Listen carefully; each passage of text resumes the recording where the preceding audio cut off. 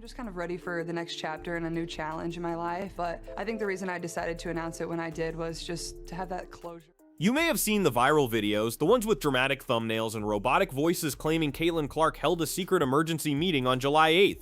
They spin a tale of a bombshell coalition, a dramatic confrontation designed to tear the WNBA apart from the inside. But today we're here to filter out that noise because that sensational story isn't the real story.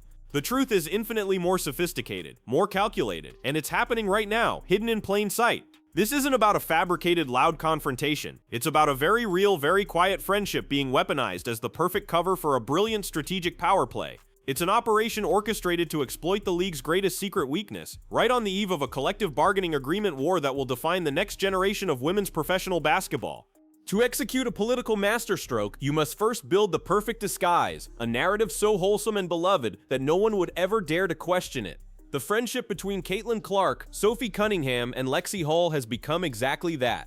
It's a genuine bond that has blossomed into a public phenomenon. Fans have affectionately nicknamed them Leches, a brand that has taken on a life of its own, with major outlets like Barstool Sports capitalizing on the moment by selling merchandise that celebrates the trio's undeniable chemistry. The media adores the narrative, painting it as the perfect feel-good storyline for a league experiencing an unprecedented explosion in popularity. You have the generational superstar, the gritty veteran, and the rising young talent, all best friends, all on the same page. It's a marketing dream come true. But what if this universally celebrated, heartwarming narrative is also the single greatest asset for a covert political operation? Think about it. Any meeting they have, any late-night phone call, any coordinated public statement can be immediately and plausibly dismissed as just friends supporting friends. While the world is happily buying t-shirts and sharing feel-good posts, they are free to plan their next move, completely shielded from suspicion by a wall of impenetrable positive PR. They are conducting their revolution in the one place no one is looking, right out in the open.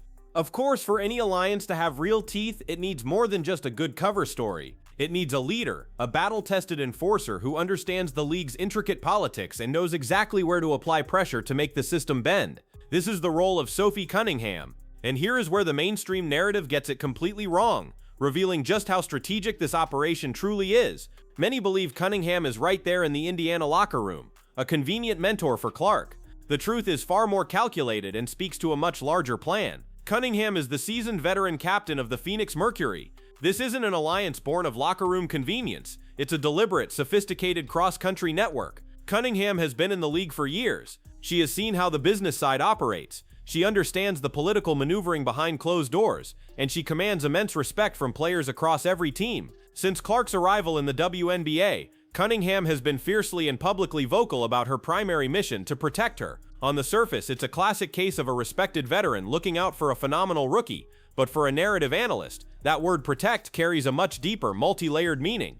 It's not just about preventing a cheap shot on the court. It's about protecting the alliance's billion-dollar asset from the relentless physical and mental grind of the media circus, keeping her focused and primed for the real battle ahead. It's the calculated statement of a political strategist safeguarding the most valuable piece of leverage the players have ever had. So what is this great secret weakness? What is the WNBA's billion-dollar Achilles heel that this alliance has been built to exploit? It all comes down to a single, almost unbelievable number, 78,666. That is Caitlin Clark's official WNBA salary. Let that sink in. For context, that's less than many entry-level corporate jobs and is barely above the median household income in the United States. Now compare that paltry sum to what industry analysts and sports economists estimate she is actually worth to the league, close to $1 billion. This isn't hyperbole or speculation, it's the league's great quantifiable vulnerability, and the data is undeniable. During Clark's recent brief absence due to injury, national television viewership for WNBA games plummeted by a staggering 55%. The Indiana Fever's own local viewership cratered by 53%. The financial message to the league office was as clear as it was terrifying. When Caitlin Clark does not play, the audience leaves. Her rookie season triggered record-breaking attendance numbers in nearly every arena she visited, with opposing teams moving their games to larger venues just to accommodate the demand. Merchandise sales across the entire league jumped an astonishing 601% from the previous year. The league's historic growth, its soaring franchise valuations, its entire economic boom, it is all visibly and directly tied to one single player who is earning less than 1/100% of her estimated value. This isn't just an interesting fact, it's a catastrophic imbalance. It's the kind of asymmetric leverage that a veteran strategist like Sophie Cunningham recognizes as the ultimate weapon. This battle is not a distant theoretical possibility. It isn't scheduled for some far-off date in the future. The secret war has already begun. The first shots were fired quietly, almost procedurally, back in October 2024. That was when the WNBA Players Association officially exercised its right to opt out of the current collective bargaining agreement, or CBA. That single action was not a hostile declaration of war, but a clear and calculated signal of profound dissatisfaction. It started a countdown clock ticking towards a full-scale confrontation. The current deal officially expires after the conclusion of the 2025 season, which means that secret, high-stakes negotiations for the brand-new, league-altering 2026 CBA are happening right now, behind closed doors. This is the war, and the Alliance's war room isn't a single physical location like the Indiana Fever training facility. It's a covert, decentralized network of encrypted text messages, private phone calls, and quiet conversations in hotel lobbies during road trips. It's an operation that is being coordinated across team lines, all disguised by a very public friendship that spans 2 different franchises. While the league office and team owners are focused on game schedules and ticket sales, a political faction is consolidating its power, aligning its strategy, and preparing for what will be the most crucial and contentious negotiation in the entire history of women's professional sports. An alliance, no matter how well planned, is only as strong as its assets. And in this high-stakes negotiation, the Leches alliance holds an absolutely unbeatable hand. First and most obviously, you have the billion-dollar weapon herself, Caitlin Clark. She is the leverage. We've already detailed her record-breaking, undeniable impact on ratings, attendance, and merchandise, but her role is more than just numbers on a spreadsheet. She was the 2024 Rookie of the Year and became a 2025 All-Star captain with a record-shattering 1,903,526 fan votes. Her overwhelming popularity gives the Players Association a negotiating weapon of unprecedented power. The unspoken threat, whether it's ever voiced in a boardroom or not, is terrifying for the league. An unhappy or undervalued Caitlin Clark, one who feels the league is not respecting her monumental value, could seriously jeopardize or even reverse the WNBA's newfound prosperity overnight. Then you have the Alliance's second crucial asset, Lexi Hull, who represents something just as powerful, the moral imperative of this fight. Drafted 6th overall from Stanford, Hull is the face of the next generation of WNBA talent. Her presence in this alliance sends a powerful message to both the league and the public. This isn't just about getting top superstars a bigger paycheck. It is about building a sustainable league where a long, stable, and financially secure career is possible for every single player from the first day of their rookie contract to their retirement. She represents the dozens of elite athletes who are wrestling with the agonizing decision to play overseas for better pay or stay home to build the WNBA. Hull provides the moral purpose, ensuring this fight is framed as a battle for the soul of the league, not just the bank accounts of its stars.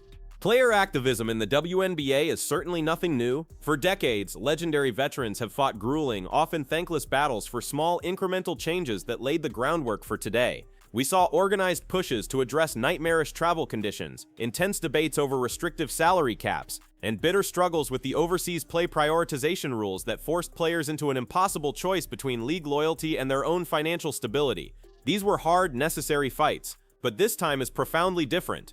The single biggest change is that the league's oldest and most effective argument, the excuse that it simply can't afford to pay its players more, is evaporating in real time. In 2024, the WNBA announced a staggering 11-year media rights deal worth approximately $2.2 billion. That is a monumental leap from the previous deal, which was worth a mere $60 million a year.